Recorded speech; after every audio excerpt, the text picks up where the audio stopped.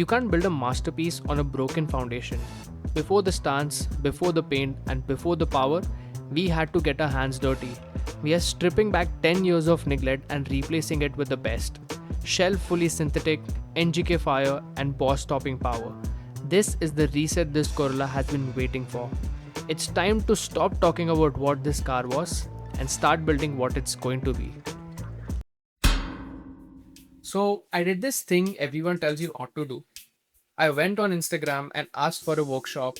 I needed a place that wouldn't just fix the car, but would actually let me film the process. I got a DM, it looked promising, and I headed over there thinking I'd found the perfect partner for this build. But I was so wrong. It was a disaster from the second I pulled it. I walked in there full of energy, ready to explain what we are doing with the Corona. And the guy just shut me down immediately.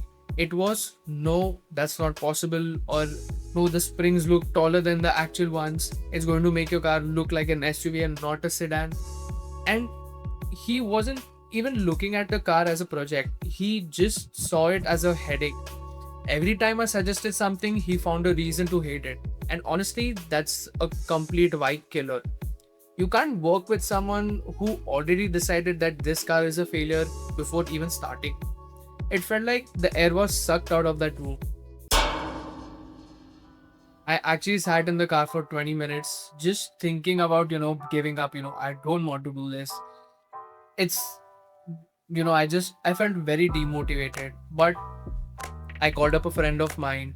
He's like, look, stop talking to people who don't get it. Go see Raju. The second I pulled into Raju's place, the vibe was just different.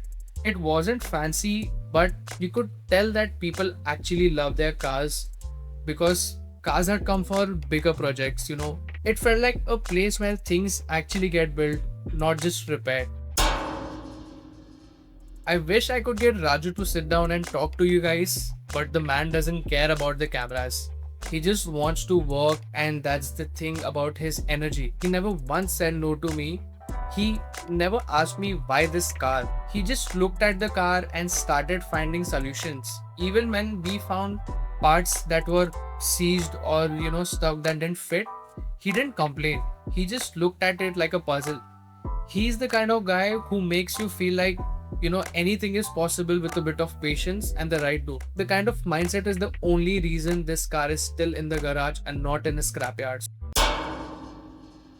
So for the purge, I didn't want to go crazy with aftermarket stuff. I wanted high quality, reliable bones. We drained the old gunk,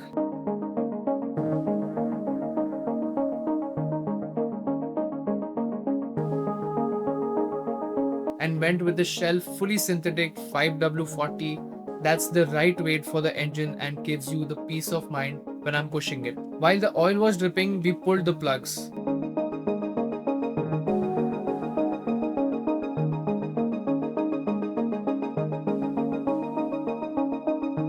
They were in rough shape, man. We swapped them out for a fresh set of NGK spark plugs.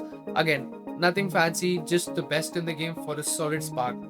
For the filters, oil, air, cabin, we just went with factory spec.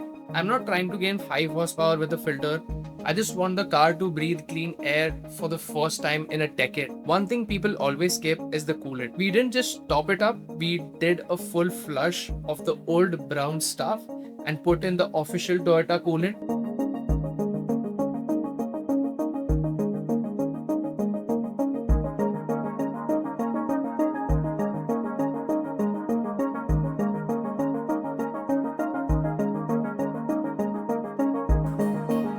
Keeping it in the family, right? But the biggest win was the brakes.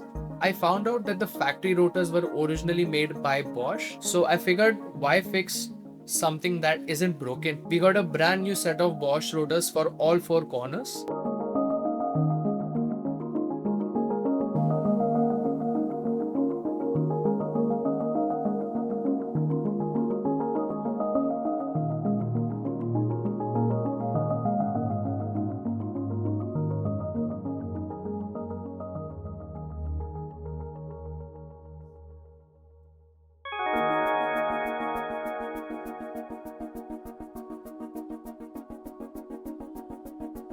If you look at them through the wheels, that fresh metal just screams that this car is cared for.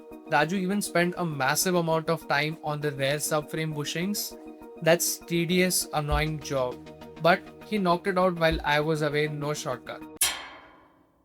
It's funny, right? You spend all your money on that shell oil, Bosch rotors, NGK plugs, and the car looks exactly the same as it did few days ago.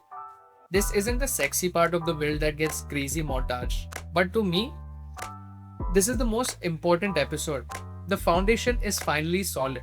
The engine is happy, the coolant system is fresh, and it actually stops when I hit the pedal. We've cleared the slate, we've moved past the wall of no from the first shop and found a partner in Raju who actually can sit down. Now that the boring but essential stuff is out of the way, we can finally start the transformation.